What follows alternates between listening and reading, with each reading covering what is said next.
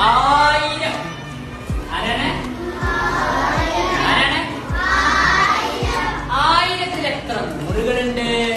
ആയിരത്തിൽ എത്ര പത്തുകളുണ്ട്? ആയിരത്തിൽ എത്ര ആയിരം ഉണ്ട്? എപ്പോഴും ചോദിക്കും. പല ആൾക്കാരും തെറ്റിക്കും. അതിന്റെ എളുപ്പ വഴിയില്ലേ? ആ എളുപ്പ വഴിയാണ് മാറ്റി കാണിക്കാൻ പോകുന്നത് കേട്ടോ. അപ്പൊ നമ്മള് ചോദിക്കാണ് ആയിരത്തിൽ എത്ര നൂറുകൾ?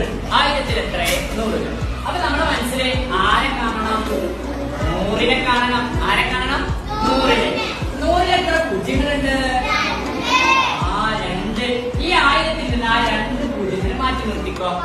അപ്പൊ എത്ര? 10 നൂറുകൾ. എങ്ങനെയാ? 10 നൂറുകൾ. ഇനി ചോദിക്കാണ് ആയിരത്തിൽ എത്ര പത്തുകളുണ്ട്? ആയിരത്തിൽ എത്ര പത്തുകളുണ്ട്?